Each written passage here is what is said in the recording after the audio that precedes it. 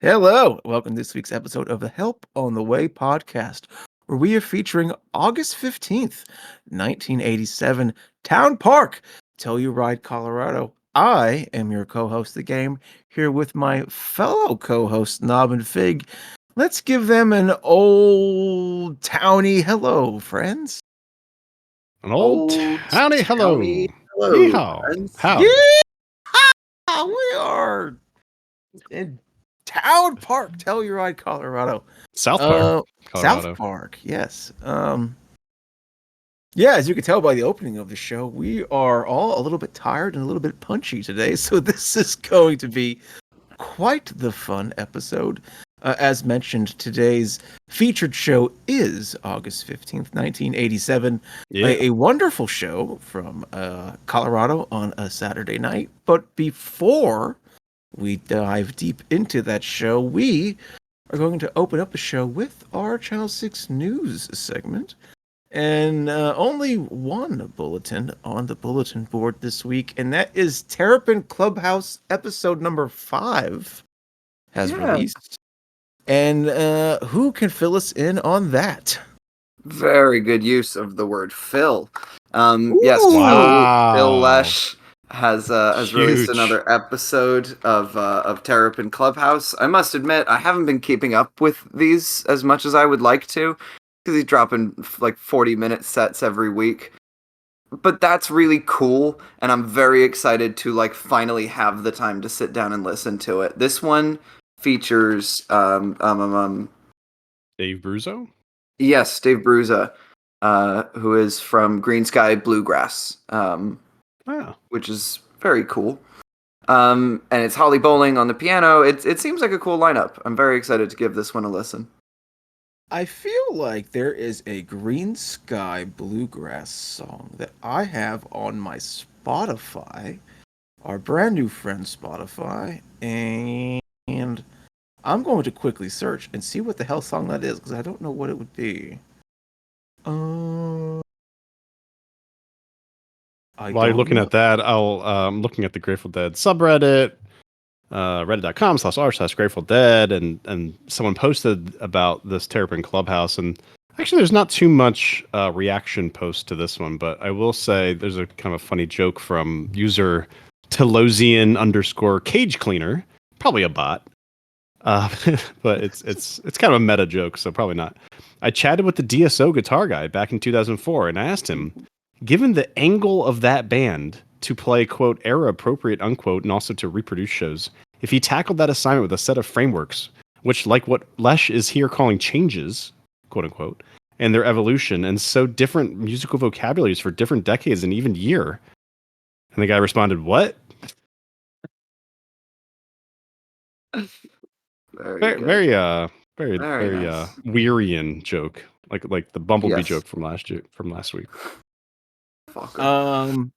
Before we dive into our show, a not bulleted Channel 6 news segment, and I guess Knob, this is more for you. Do we have any updates from the Sphere? I believe they might have played another. They came back for their 4th of July run. I guess that was this week, sort of, kind of. Yeah, I think so. This past week. Another solid weekend for Dead & Co. at the Sphere. That's I do believe they had the Liberty bust out. Yes. Yeah, they've been pretty much busting out a song every night or every weekend of this run. Did they bust that out on July 4th? Yes, it was the opener on the cool. 4th of July show. Oh, lovely. We said it was going to be US Blues on the last show. I did say it was going to be US Blues, and they closed with US Blues. I kind of figured this year Dead & Co.'s been having fun, kind of messing with stuff and putting songs in places you wouldn't quite expect them. And I was expecting a subversion of putting US Blues somewhere else, but they subverted it by not subverting it. It's really deep when you think about it. Meta. That's because the boys have been unchained by their set list constraints of the past. I thought you were going to say they're being Kafka-esque. No, you can't ruin the joke before we get to the joke. All right. Our main event of this week is August 15th, 1987, Town Park, South Park, whatever you want to call it, Telluride, Colorado. This was a Saturday night show, also broadcast on KOTO FM. Oh, no. I'm not sure if you listened to the same version of the show I did, but the version of the show I listened to had the radio announcements like at the end. Yeah, I love that kind of thing. Yeah, that was cool. But anyway, set one opened up with Feel Like a Stranger, Into Franklin's Tower. Then we got New Minglewood Blues, Candyman, Me and My Uncle, Into Big River, Tennessee Jed, Desolation Row, and then set one ended with a fantastic deal. Fig, thoughts on set one? Yeah, sure. Slow start to set one. Before I get into it, yeah, there were a couple versions or sources out there on the archive. Actually, I didn't think there were too many. I heard an audience tape, and then a soundboard that Miller worked on, and I think I stuck with the soundboard for the most part. It sounded decent enough. The only issue with that source, and I'm wondering if any of y'all listened to that source as well, was that they stuck Baby Blue at the end of the first set. I'm thinking so that they could fit it onto 2 CD ROM discs. I'm guessing it was tapes. That was a common practice tapes. in the Sure. taping era. Yeah, so that must have fit better on a cassette or CD. But it kind of, totally Monday morning, Friday morning quarterbacking this. It takes you out. Yeah, after hearing a screaming deal, which is what we got, to hear Baby Blue, it's not correct. It's not right. Anyway, more ragging on the first set. Stranger, I wrote, this one's just a mess. Wrong notes out the get-go. Weird mixes happening. Phil sounded like he had just picked up his first bass guitar at Guitar Center and started plucking around. This was a pretty short version, including a quick pivot to Franklin's Tower. Again, pretty short on cohesiveness and pop, but played better than Stranger. And then maybe they'll actually just kind of start everything over with New Minglewood Blues. And I said, okay, now we're cooking. Good throaty Bobby vocals. Bob's vocals were great throughout. Excellent Brett Midland solo on New Minglewood Blues. First part of the Bob solo wasn't bad. He says there's a T right here and wherever we are, so he's completely lost. And yeah, it's interesting. They're playing Telluride, Colorado, which is like a ski town in the middle of August. So I'm wondering if there was anything out there at that point. They love the transition back into the chorus, which is unfortunate. They go into Candyman, and then I wrote, things are really starting to cook now. Phil was really high in the mix and has some nice hooks in the chorus of Candyman there. Uncle was an up-tempo bop. The breakneck pace continues with Big River. Stay on this one for the Brent Midland. Excellent use of midi fiddle. So he was using a midi fiddle that actually worked, I felt. Jed was a good version. Desolation Row, I wrote endless verses. Start over. Endless verses to this song. But Jerry does bring his best solos of the night so far. And again, Bobby's in great form, singing form. And we get to deal. I wrote, yes, this rocks. And that was how they stopped or ended set one. Nob, your thoughts on set one? Hello. I similarly thought that this set took... Thank God. A few songs to get going. I honestly think it took me a little longer to really click with this show. Yeah, I feel like A Stranger starts off a little clunky, even out of tune. It is sometimes a little busy. Phil and the guitarists are generally doing a lot. It was better when singing was happening, but that's not saying much. There was a fun little ad-lib from Bob where he's like, the same old clear and present danger, feel like a stranger. And I was like, that's a fun line. Anyway, other than that, it gets lost. And then, yeah, it's a kind of underwhelming transition into Franklin's. Not bad, just fine. It works. It never gets better than pretty good, but it's pretty good. New Minglewood is the first song to have a kind of confidence and swagger to it that you really want. Bob's slide solo does get a little grating, but everyone generally has strong solos here. Very lively Candyman. A lot of that is coming from Phil's bass work. Very Phil heavy. The mix I was listening to, and I think you were listening to, Fig, is very Phil heavy. Yeah, it was. Yeah, the Candyman kind of walked that line between dreamy and intimidating, which is very fun. It's got good energy. To me, things really start cooking. It feels like everything has clicked on Me and My Uncle. Me and My Uncle, and I don't mean this as negatively as it's about to sound, but this is the first song where everyone feels truly locked in and not just making noise on their instrument for the sake of making noise. It's all working. Everybody's playing just the right notes. Jerry rips some mean little solos. It goes very nicely into Big River. It bops very well. Brent takes a really ripping little midi fiddy. Midi fiddy. That's a tough one. Brent takes a ripping little midi fiddle solo. Jeez, that is a tongue twister by accident. Anyway, the Jed worked for me here, which is how I knew the show had clicked into groove. Is that your second Jed in a row? No, oh god, no. I didn't like last week's Jed. Okay. I liked the first few minutes of it, like I do with most Jeds, but I got bored. This one I did not get bored. This one did not overstay its welcome. It helped that it was fast and driving, and it never felt like we were leaning back into the mellowness of it all. There just needs to be that drive in Tennessee Jed, and this has that drive. It helps that it's not a super long one, but it never feels like it overstays its welcome. I like Desolation Row I've been on a big Bob Dylan kick lately. I took a bus down to DC when I was going to see Trey play with the National Symphony Orchestra last month, and I listened to a lot of Bob Dylan on the bus. I really like this. What albums were we talking about here?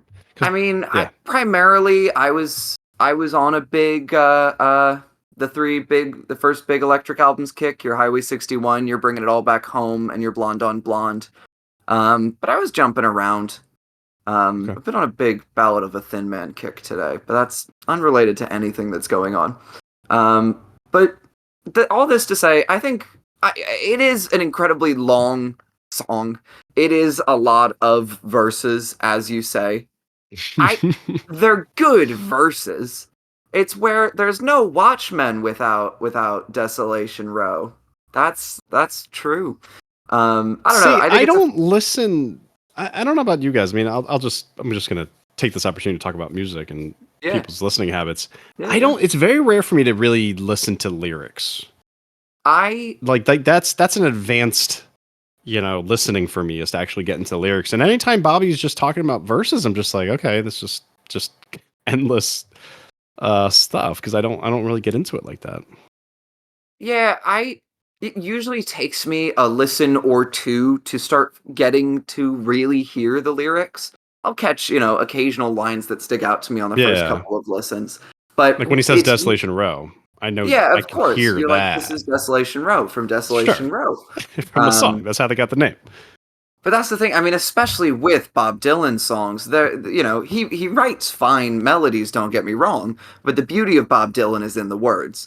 And so especially on a song like this, especially a song like Desolation Row that doesn't have much of a melody, truth be told, it's all about the words here, and he paints such an interesting picture. It's very much it's post-Kennedy assassination America sprawled out on a little tapestry, and then that tapestry was like folded into a bunch of pieces while the paint was still drying. I know you don't paint a tapestry. And then kind of unfurled, and that's what you get with this song. And I don't know. It's fun. I recommend just giving the words a read along next time you listen to the song. Okay, maybe I will. You might like it. Up on that. Yeah. It's a cool one. Anyway, this one's good. The band keeps it pretty lively, even as we're doing the same verse over and over. It has a nice sense of build and release.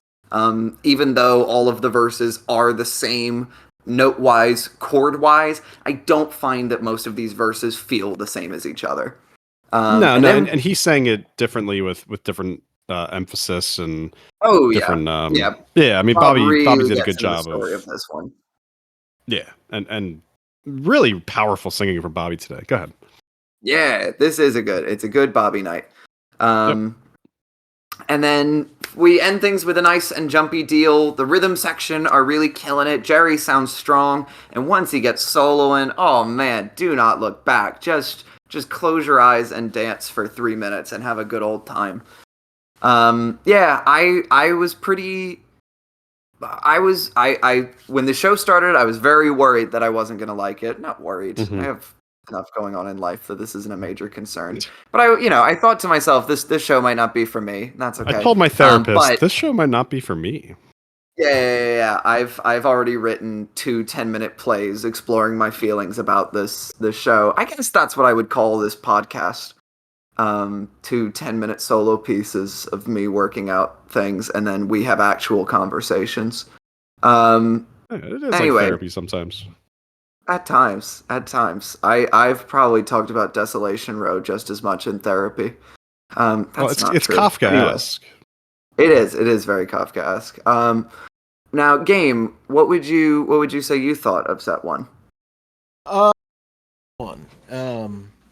Feel Like a Stranger, I actually really enjoyed as the opener. Franklin's Tower, I thought was quite fun. New Minglewood was okay. I always love Candyman, and this is no exception. Me and my uncle, I skipped. I actually skipped a couple songs here. Big River, I skipped. I really enjoyed Tennessee Jed. I liked Desolation Row, and I loved Deal. Loved it. Loved it. Great deal. That might have been my no, it's not my favorite song of the show. But definitely my favorite song of set 1, like for sure. Like it was awesome. Set 2 opened up with a Scarlet Fire. Then we got Looks Like Rain, a Wonderful Eyes of the World. Then we got Drum Space, I Need a Miracle, Bertha, Morning Dew, a very Kafka-esque One More Saturday Night, and then an encore of It's All Over Now, Baby Blue. Knob, thoughts on set 2? Oh, I contain multitudes on set 2.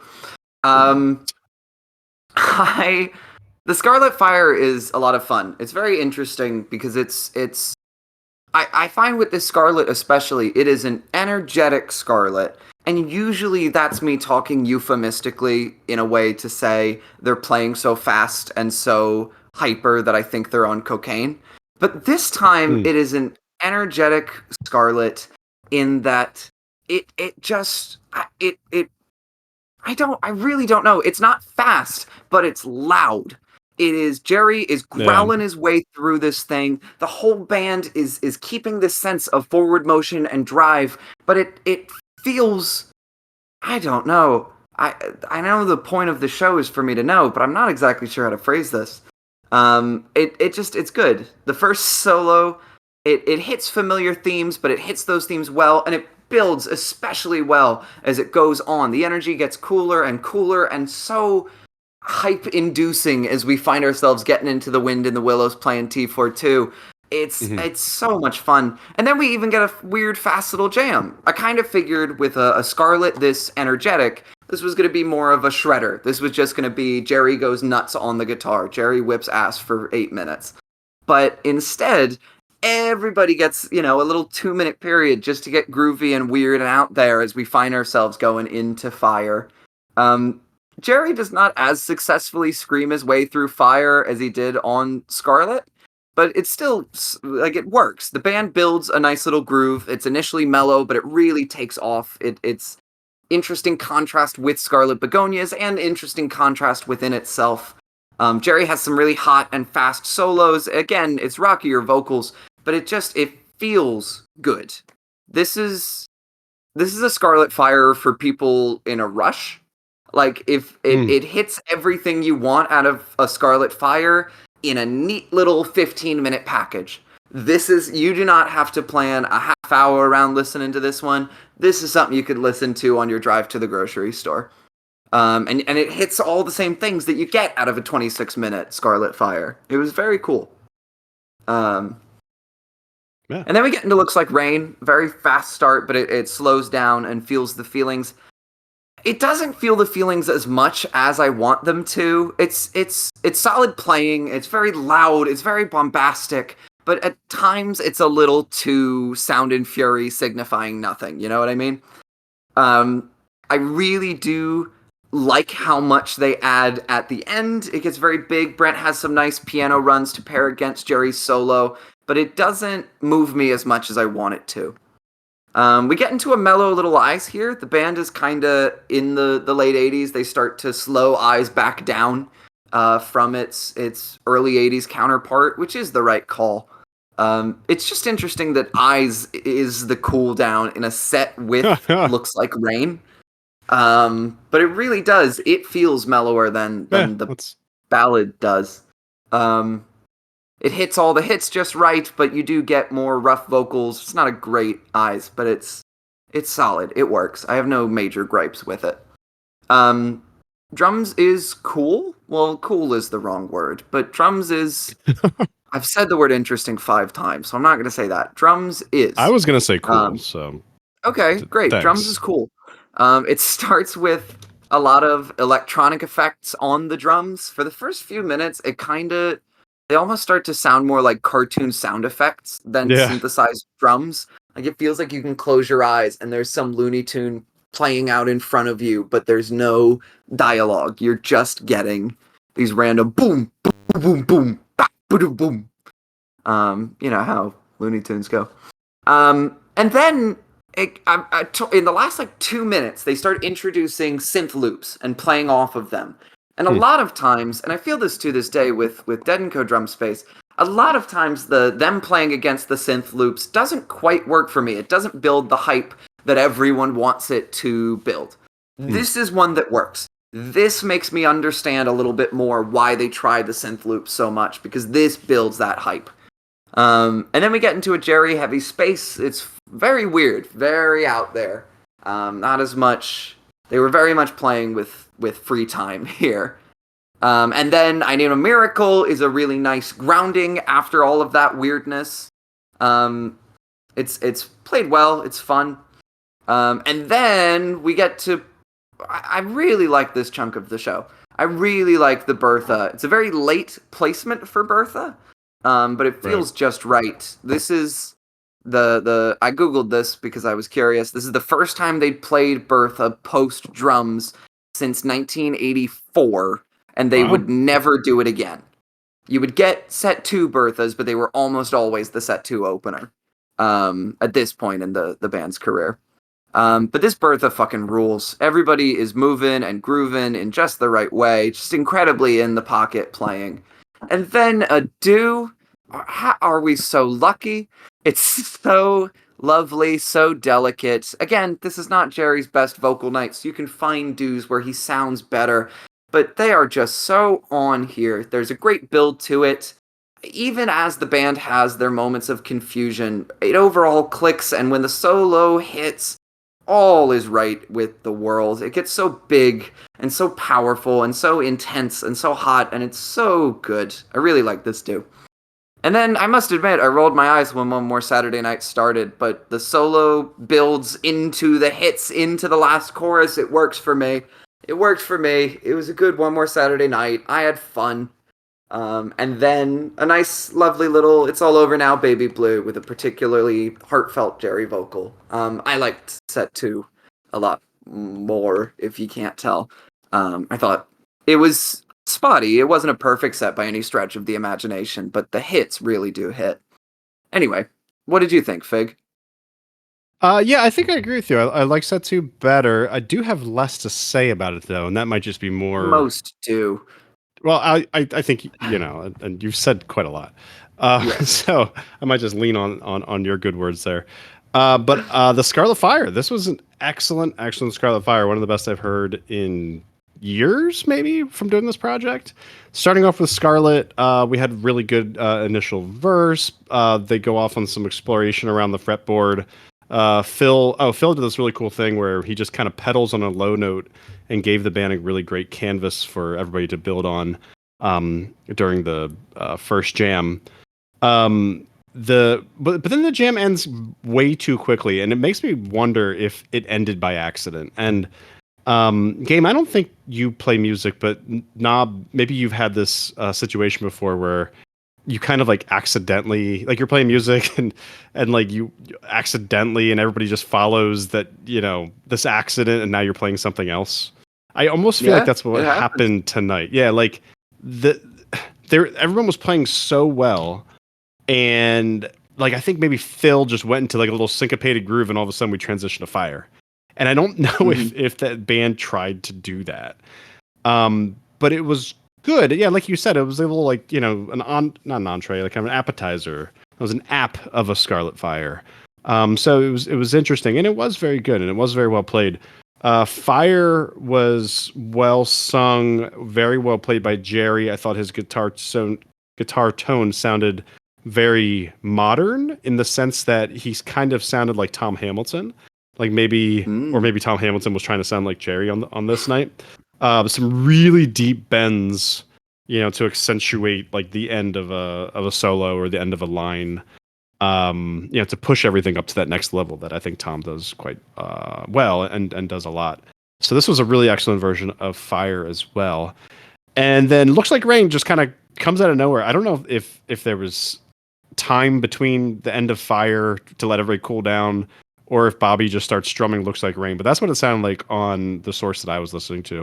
And it just sounded like Bobby comes in.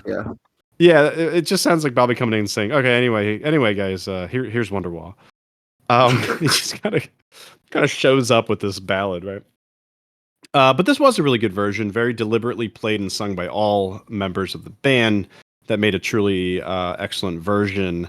Bobby's "You Were Gone," when he holds out that "gone" note, was very cantorial, just like very like operatic, almost like very from his chest. It was very interesting. I know he can sing that way, but if it's a spectrum of how he sings, he was way on the side of operatic on that note, and he held it very well. Eyes was very good. Yeah, I agree with you. It was kind of like a chance to breathe at that point. Drums, cool drums. Space, I agree, was kind of out there. I don't have much for the rest of the set. I did really like that placement of Bertha. That was a lot of fun. Nice little, kind of treat there. And Morning Dew was great as well. Now, Baby Blue, it made me kind of stop in my tracks, which is what Baby Blue always does. So, that's interesting. Where Desolation Row, I can just kind of, fail to stop and think about what is happening in the verses. For Baby Blue, I need to stop doing what I'm doing and listen to that song. Yeah. And so that might go to the strength of the song. It might go to, maybe me, but that's the difference for me. It's a deep song. It's deep, man. And also I did some Wikipediaing of it, and I didn't realize it was so early in Dylan's discography. It's from one of the earlier folksy albums. So that's cool. It kind of made me think, about Jerry and the band, just listening to, record vinyl together and just, having those moments with early Dylan, like a lot of 60s bands did. And here they are in the 80s emulating him and, playing that great song. So anyway, I'll stop rambling and I'll kick it over to my friend and yours, the Game 310. Oh, you used my government name. All right. Scarlet Fire, welcome back. This is a real quick peek behind the curtain. If you happen to be a child in Fig's car, please close your ears for 5 seconds. Uh-oh. F-bomb incoming. I already said it twice. Did you? We only get 2 times. Think about it. Think about it again. Sorry. I already used them. During this Scarlet Begonias, I said out loud, Jerry, you singing son of a bitch. Oh, you're allowed to say son of a bitch. Come on. He was crushing it. I did like his vocals. Yeah. Yeah, he was into it. He was like alive. Obviously. Hold on, I'm cough it. Pause. Mute for me. Cough break. All right, hey, I'm glad this only happened. That was Kafka-esque. Ooh, that was Kafkaesque. Anyway, Jerry, you singing son of a bitch. I said it twice. Fantastic vocals, fantastic energy on Scarlet Fire. Fire, great as well. Really enjoyed Looks Like Rain, enjoyed Eyes. You already know I skip Drums in Space. I Need a Miracle, kind of indifferent on, to be honest with you. Really enjoyed Bertha, really enjoyed Morning Dew. On Saturday night. I enjoyed the the version I listened to, I believe was labeled the pre-FM version. And between Saturday night and Baby Blue, it was the crowd chant for the boys to come back. And then they had the radio announcers say something like, "All right, please stick around for Grateful Dead, yada yada yada." And then Bobby came on and he was like, "Hey, we're, I don't think the crowd is going to let us leave. So just stick around and maybe you'll hear another song." and nice. and That's then a fascinating Bob Weir impression. Thank you. And then they came out and performed my favorite song of the evening, Baby Blue. Much like you, Fig. Love it. One of the first songs that truly got me on the bus, believe it or not, was the Dead's Baby Blue. So yeah, no, this one was excellent. Like all the rest, I don't think I've heard a bad Baby Blue, and if I did, I probably wouldn't admit it. So yeah, no, really enjoyed this show. Yeah, great show. During it, and I'm not sure if I'm the only one that felt this way, but if Brent would have sang a little more, this would sound like an '89 show to me. Yeah, there wasn't much Brent singing. No, at all. No, no Brent solo numbers tonight. Well, but even I don't even remember much harmonizing. But it's also like '87. So what was he singing in '87? Well, your friend and mine, Tons of Steel, would have come out that was right around then. He would have had that would have set this show above all the rest. Pocky Way came out. But yeah, we weren't yet getting your blowaways and I Will Take You Homes, but he had a couple of songs. It was definitely, you weren't getting a Brent song every night just yet in this era of the Dead. But yeah. So the night before, he actually sang Aiko Aiko. Oh. Yeah. But yeah, take away, heavy Brent vocals. And I could easily say, and Far From Me. Oh. Far From Me. Far From Me. Yeah, I always forget about Far From Me. No wonder they gave him a night off tonight. And yeah, he blew out his vocals with that epic Far From Me. He was done. Blowing out their vocals has never stopped a member of the Grateful Dead from singing Grateful Dead songs in front of an audience at a Grateful Dead concert. If anything in the last few weeks I have learned is that those boys have never been concerned about their voice being shot. I mean, that's a good point, and Bobby's still singing. That's pretty awesome. Oh, I'm sorry. It was the night after this one. My bad.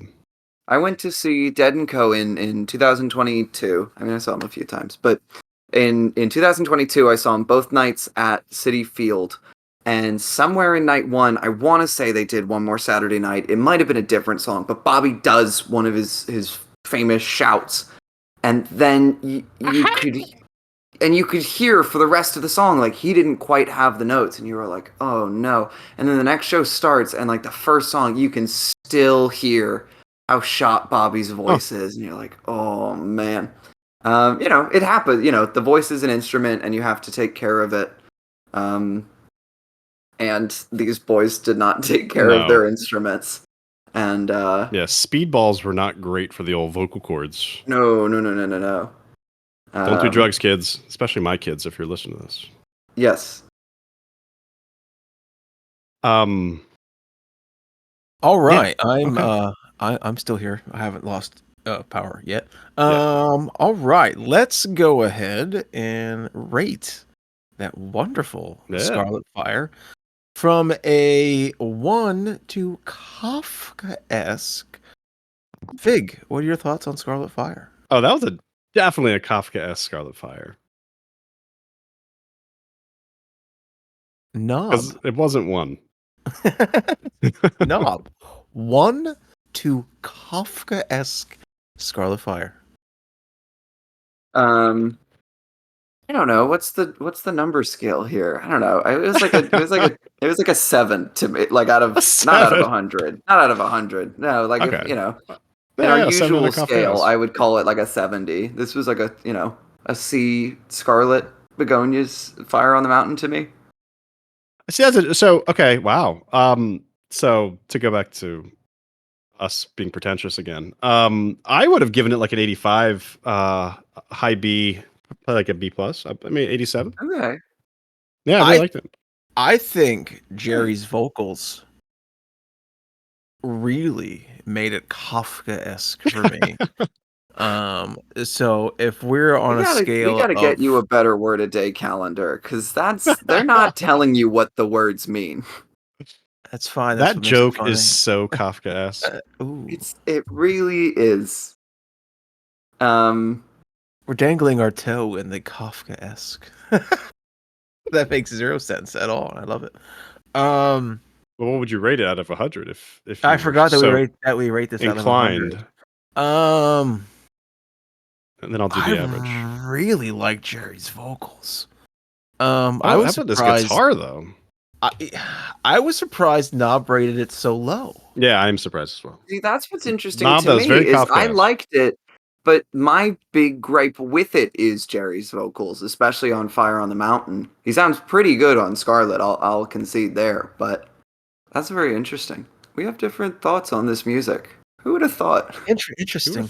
After all these years, we haven't just melded our brains together. Game, I need a number out of 100. Don't pressure me. I'm going to say you do know a lot about our radio stations. 97.3. Fuck it. I'm going 90. 90. Wow. Maybe it's just because it's the first one I've heard in so long. All right, that's an 82. Ooh, I'd say 82 is good for that overall. Man. My 90. It up. Knob really drags that one down though. Okay, no, it's not my fault. Book of the Dead. Fig, yay or nay? Close, but a nay. Knob, yay or nay? Less close, also a nay. Also a nay for me. I liked it, but nay. I liked it, but I didn't listen to all of it, so I can't properly give it all. But I mean, I skipped like 2 or 3 songs in set 1. Not too big of a deal. All right. So which set? I will kick off this voting. Set 2. Fig, set 1 or set 2? Oh, set 2 was much more Kafka-esque. Ooh, and Knob, set uno or set dos? Regardless of the Kafka status of the set 2 was better, so I'm gonna vote for that.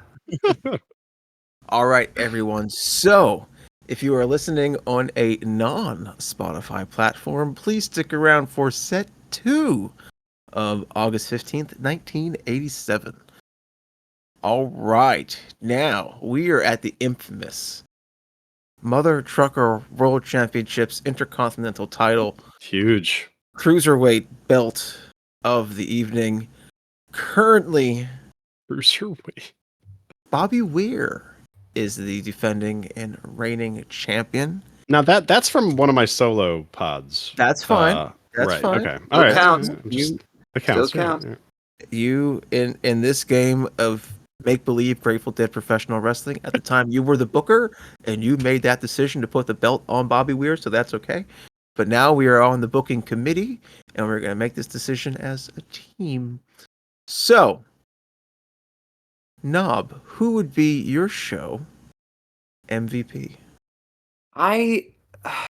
This is a Jerry night for me. As much as I was just ragging on his vocals on Scarlet Fire. This is a Jerry show. The songs that really click, especially in set 2, which I think is the high point of this show, are as good as they are because Jerry is as good as he is. Big. I'm going to give this one to Franz Kafka. Really great novelist. I appreciate his literature. Gave us that wonderful word that we've been using throughout. Franz Kafka. He's the MVP of this podcast. My vote. It's actually Jerry. Oh, okay. Well, my vote is also for that one singing son of a bitch, Jerome Garcia. Jerome. Excellent, Jerry. Wow, Jerry sweep. He was a Jerry Sweet. So now, and maybe I can get AI to work on this. Now, finally, Jerry Garcia is our new reigning and defending cruiserweight, heavyweight, bantamweight champion of the world. So welcome, Jerry. Welcome. With Jerry, it's just heavyweight. True. And bantamweight. He's the bantamweight as well. I'm gonna have AI create a picture of Jerry Garcia with a championship belt. And then I'm going to sell it on Instagram, and then people are going to get mad at me. Make it a pin and sell it at... Dead & Co's going to make it a poster at this point. Probably. Real quick, it's funny you mentioned that. It blows me away that they are doing different posters every night for the Sphere. Yeah, that's interesting. Like, I'm impressed by it. Yeah. But that's good for the scene. Oh yeah. Yeah.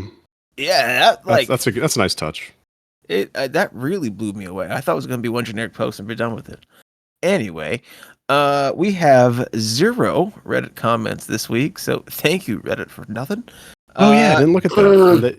Yeah, no one commented, and I forgot to put that in. Nothing. Thank you for everything. I mean, next week we are featuring May 13th, 1979, from the Cumberland County Civic Center. Early, bro. I live in Cumberland County. This is from Portland, Maine. I don't live there, but I do live in Cumberland County. This was on a Sunday.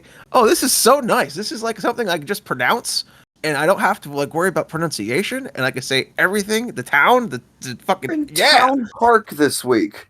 Yeah. Well, hey, that Telluride was a tricky one. Let's see here. I will say this is an odd only show. So yeah, Betty didn't make up the main. So be forewarned. It could be spotty, but I listened to a little bit of it. It wasn't too bad. We get another Scarlet Fire. We do get another Scarlet Fire. Short set. Yeah, nothing really stands out to me here. Like, we get that Candyman, that same kind of. There is Candyman. In 7-hole of the first set one. There. Yeah. We get an El Paso. Yeah. I feel like we haven't heard that in a while. Yeah. Maybe we have. I don't know. I don't remember. Yeah. El Paso Road Jimmy Jack Straw, kind of. Meh. Cool. Yeah. We get a U.S. Blues Encore, which is fitting for what we talked about at the beginning of the show. Two Jacks in the first set. Yeah. Sorry, not to be. I needed to look this up to be sure. We had an El Paso last week. Well, you see. Wait, was I came on like. That's true. You came in during set 2 last week, so you missed the El Paso chat. Boom, boom, boom, boom, boom. All right. So, as always, please go ahead and smash that subscribe button and like and share with any and all of your Grateful Dead loving friends and family. And hey, if you're on Apple Podcasts, this is a curveball. Give us a review. Give us some stars. Yeah. Give us a review. Tell us what you like. Tell us what you hate. Maybe don't tell us what you hate. Just tell us what you like. I'll take it personally, but I'll get over it. Yeah, no, I won't lose sleep over it, but I'll be mad for a little bit. So yeah, no, please, Apple Podcasts. That's apparently a big deal, and I listen to enough podcasts where I should know to say that, and I never do. So, if you're review us, please. Of course, you may find us at wherever podcasts are downloading: Apple Podcasts, Spotify, Pocket Casts, all of them.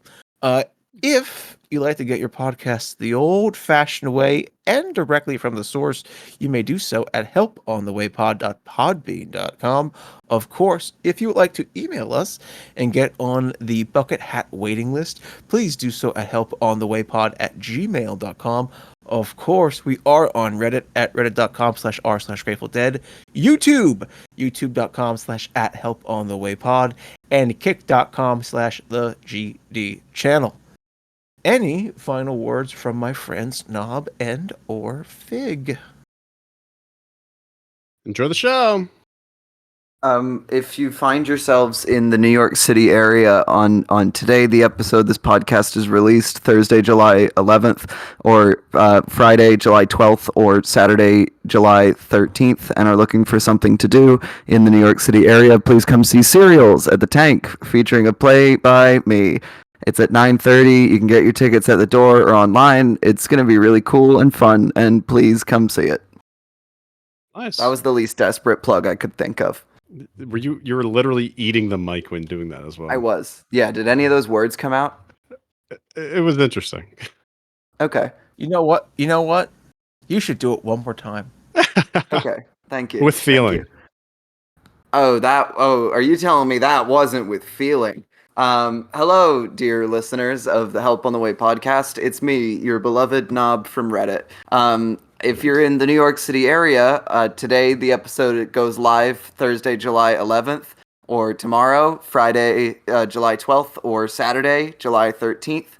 You should come see Serials at the Tank. It's a 10-minute play festival where I have a play in it.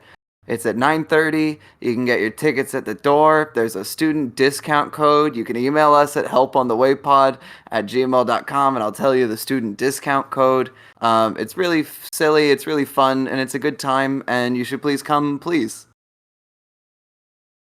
And will there be cereal? Ooh. Served.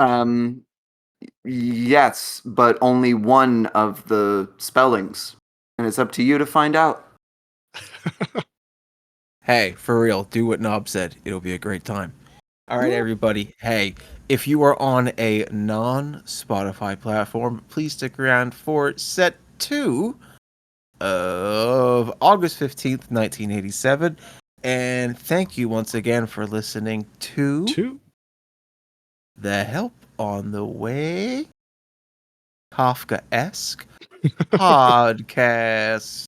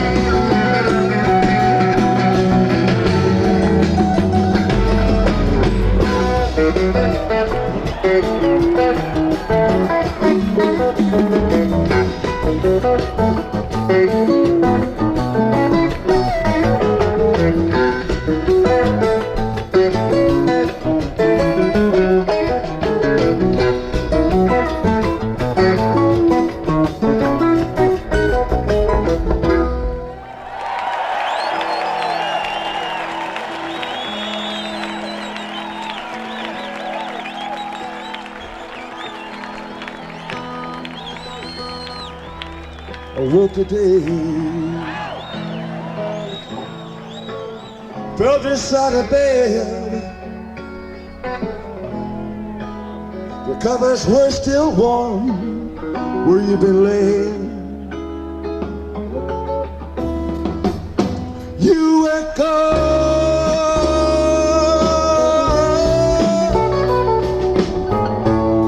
My heart was filled with dread. You might not be sleeping here again.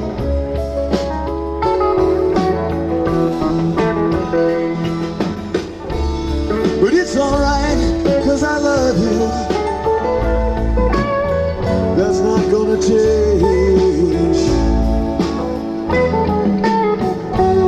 Run me round, make me hurt again and again.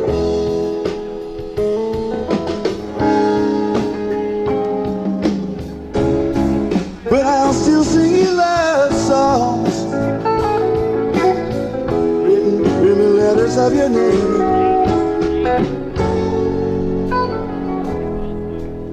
And breathe the storm to come, for it surely looks like rain.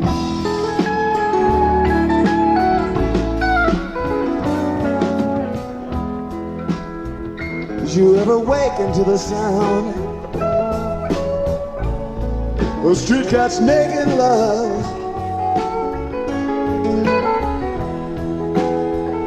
Yes, from their cries, you were listening to a fire.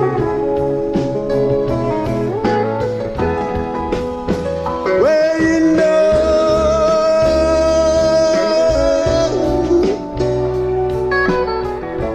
he's just the last thing they're thinking of. They're only trying to make it through the night.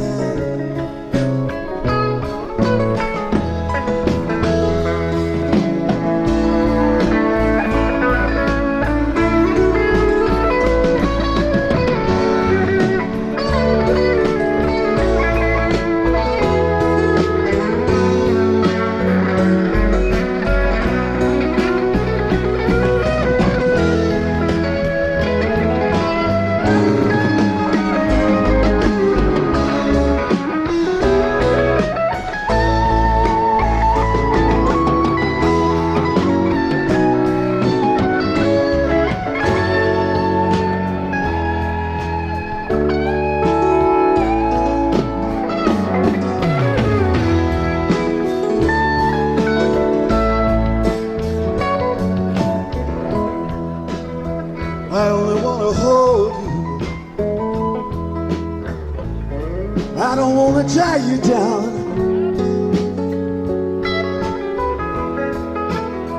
Or fetch you in the lines I might have done.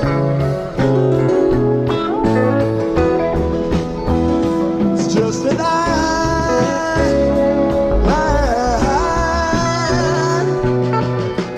gotten used to having you around.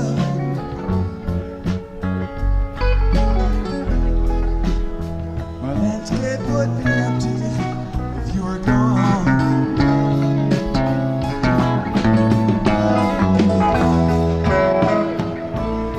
But it's alright, 'cause I love you. That's not gonna change. Run me round, make me hurt again and again.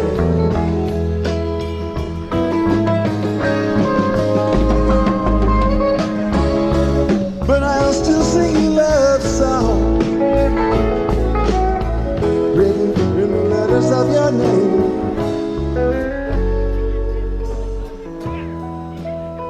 Breathe the storm to come, for it surely looks like rain.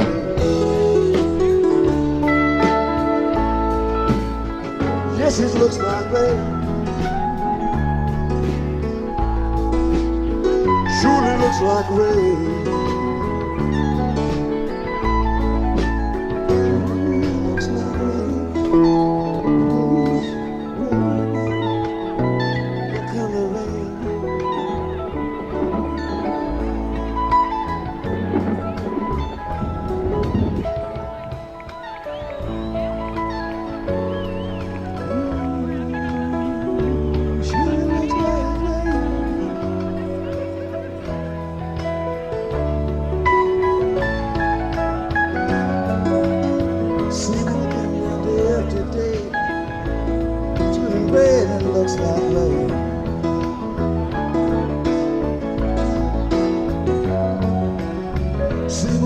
out there today and again and again.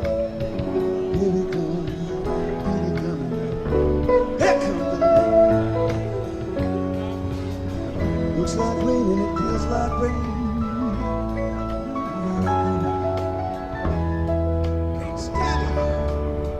Can't stand the rain. Here they come again. Here they come again.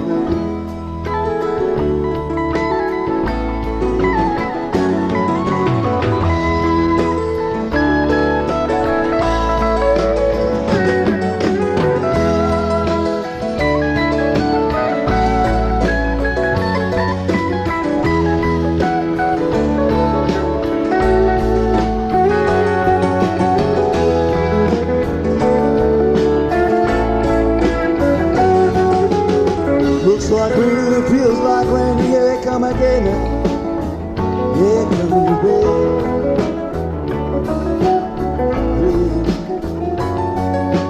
Looks like rain and it feels like rain. Here they come again. Here comes the rain. Here coming now.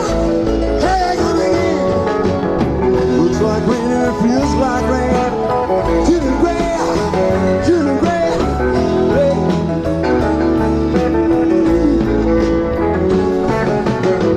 Turning green, it looks like rain.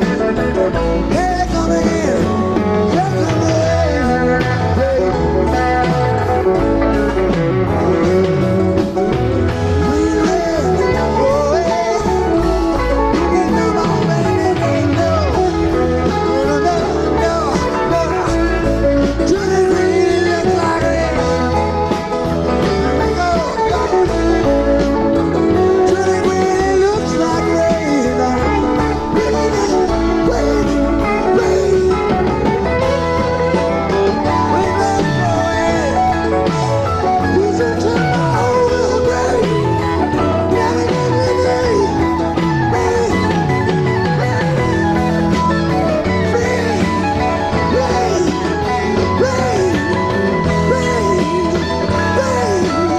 rain,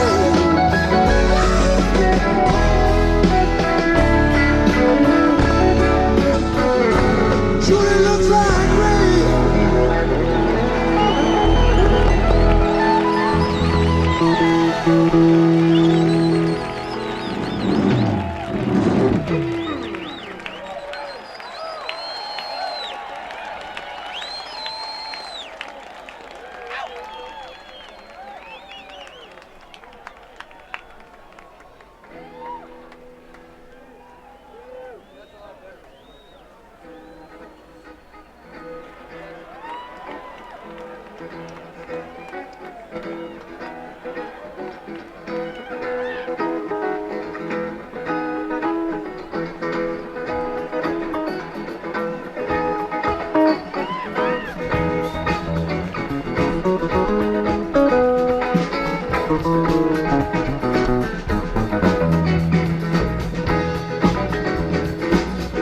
Right outside of this crazy summer,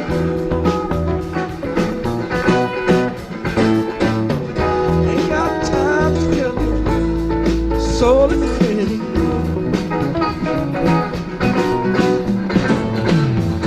Right outside the lazy game, winter summer. Want you to wear the lock that sweet wings of my robe, just carry the burden.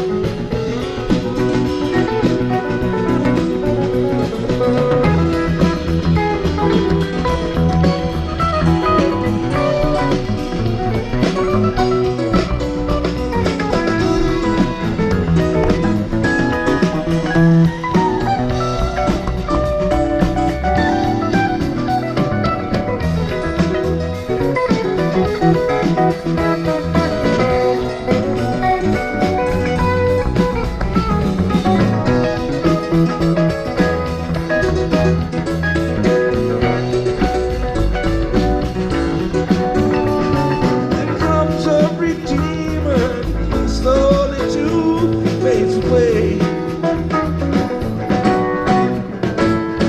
Follows a wagon behind him, studded with clay. Sees the Poseidon all burst into bloom, and decay. Night comes so quiet, it goes on the heels of the breeze. Wake up to find out that you are the eyes of the world. Heart has its reaches, its homeland, thoughts of its own. Wake now, discover that you are the song that the morning brings. Heart has its seasons, its evenings, and songs of its own.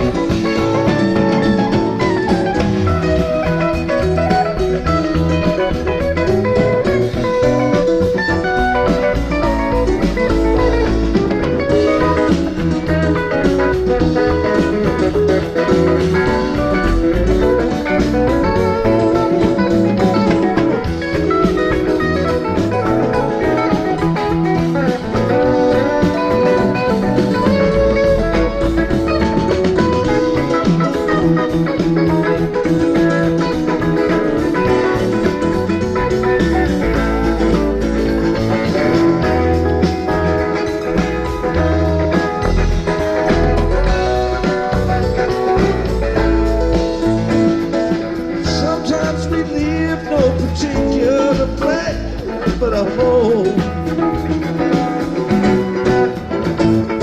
Sometimes we visit your country, live in your home.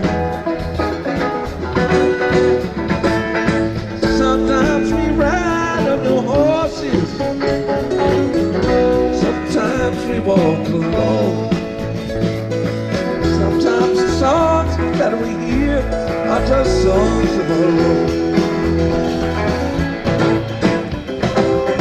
Wake up to find out that you are the eyes of the world. Heart has its features, darkland and thoughts of its own.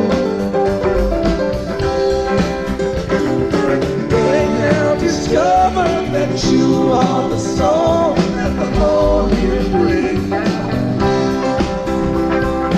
Heart has its seasons, its dreams, its songs of its own.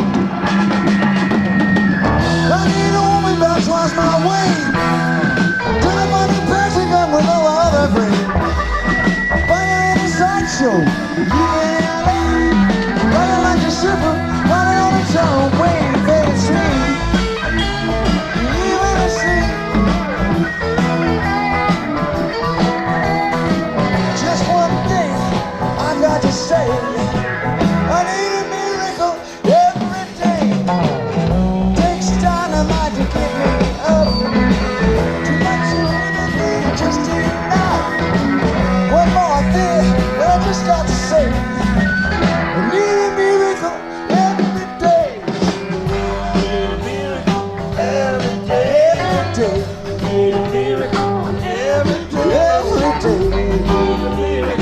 got to be the only way. Say, need a miracle every day. She's gonna be the miracle every day. Every day, need a miracle every day. What's the miracle? Miracle, need a miracle.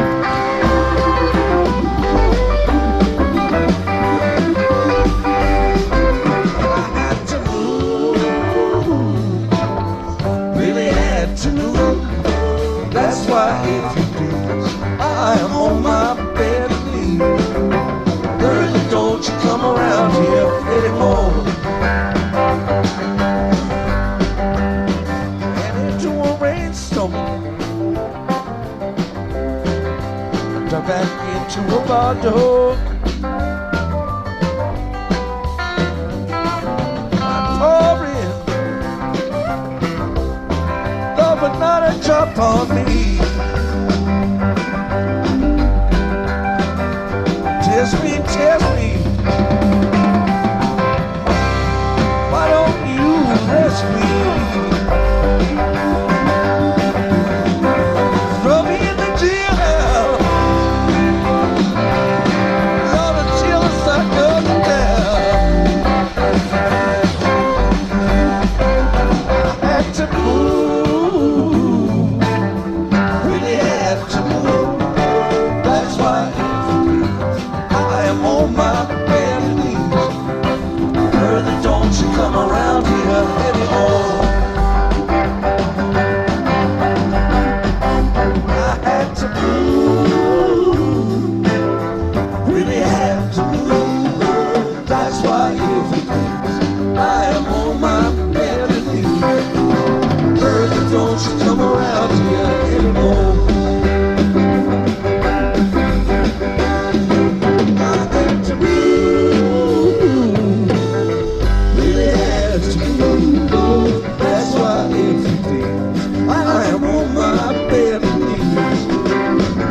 Don't you come around here anymore, anymore, anymore, anymore, anymore,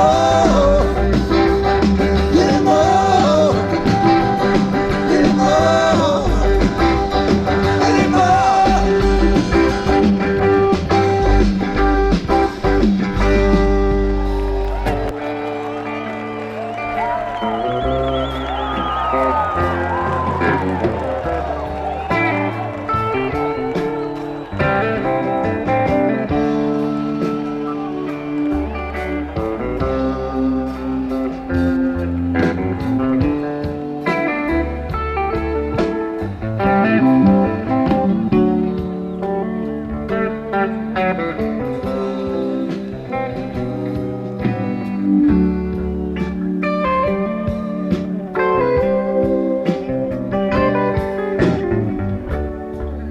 walk me out in the morning dew, my honey.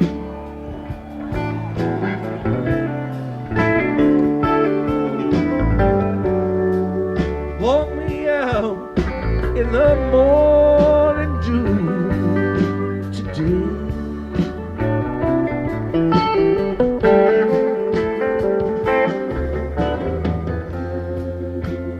Walk you up in the morning to my heart.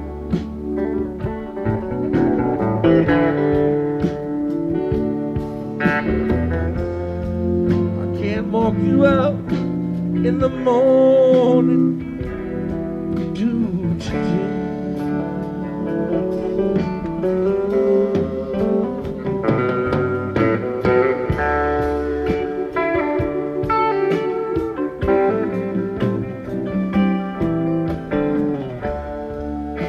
Thought I heard a baby cry this morning.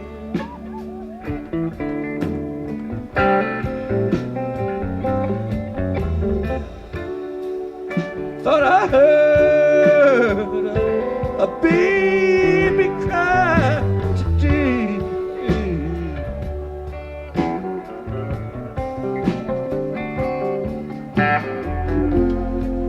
You didn't hear no baby cry this morning.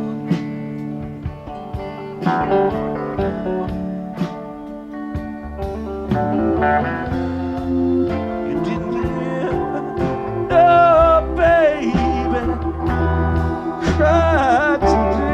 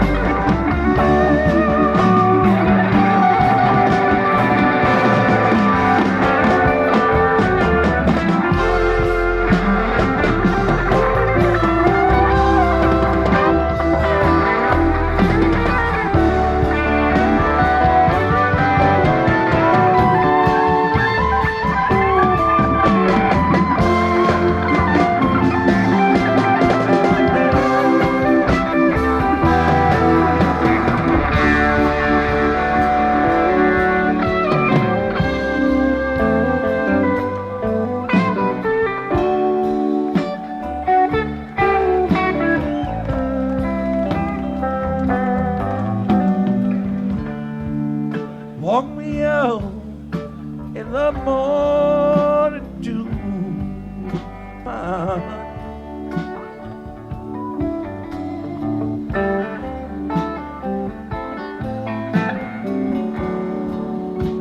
me out in the morning dew. Stay.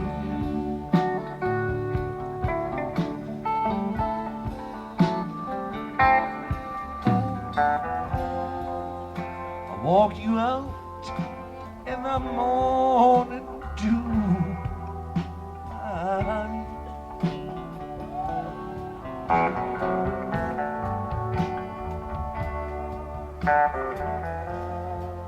I guess it doesn't matter anyway.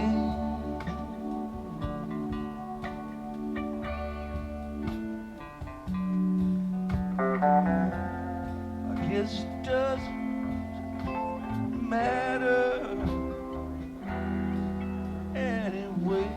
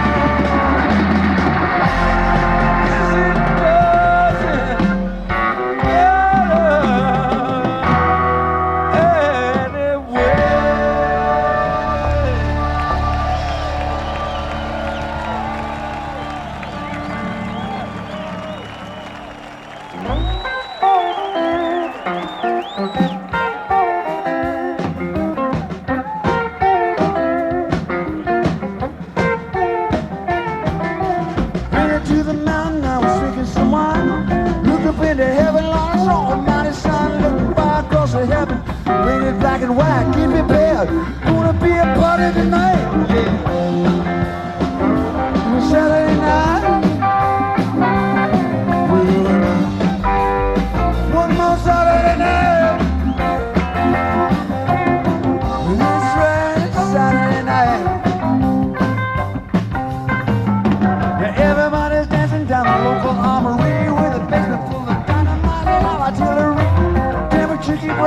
Everybody getting high. I'm a rocket stroke of midnight. Bitch, you gonna fly.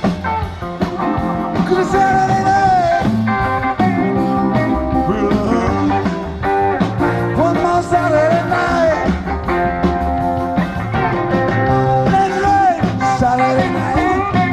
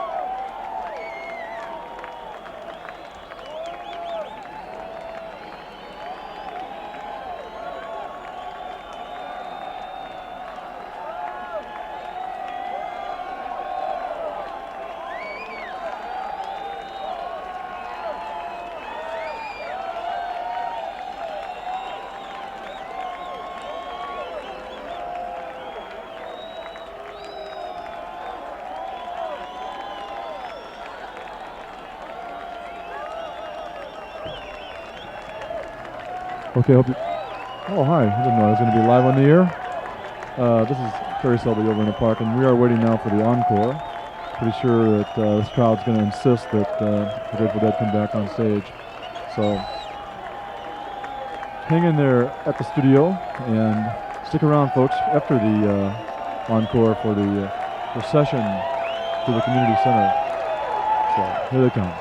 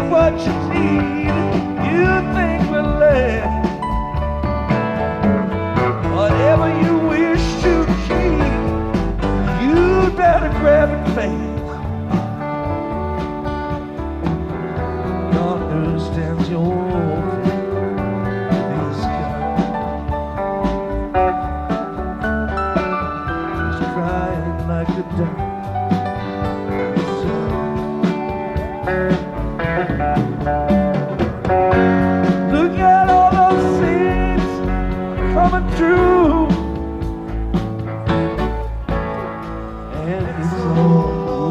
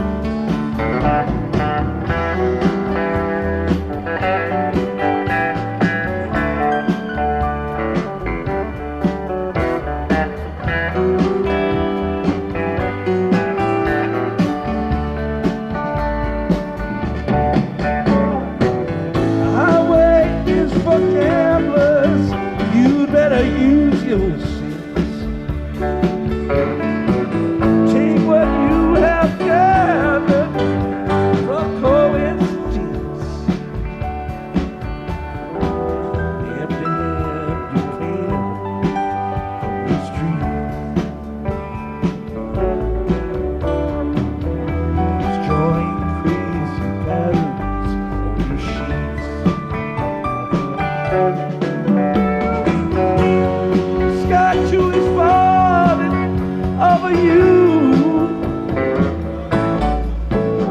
and it's all over now, baby blue.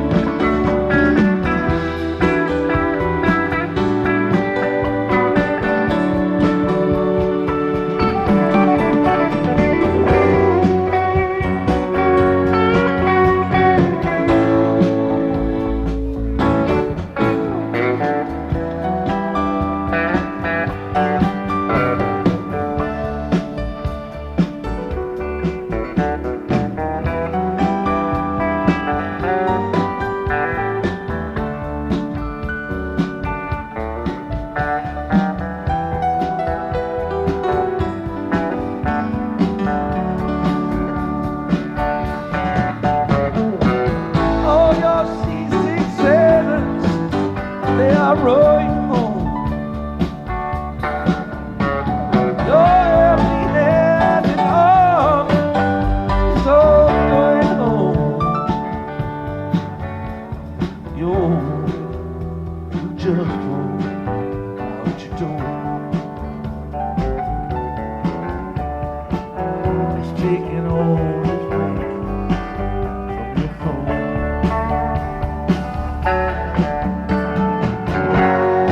Cover two is moving under you,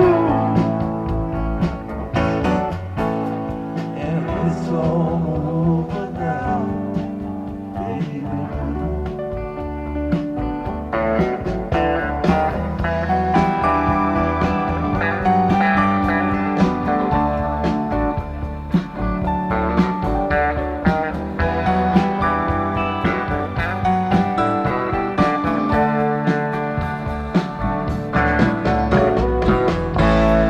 All your stepping stones behind, there's something close for you. Forget about the dead you left, they will not follow you.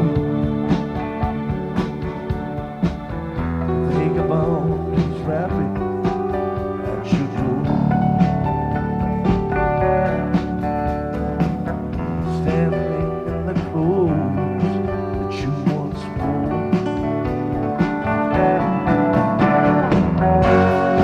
Strike another match, just start anew, and it's all over now, baby blue. It's all over now, baby blue, and it's all over now, baby blue. It's all over now, baby blue.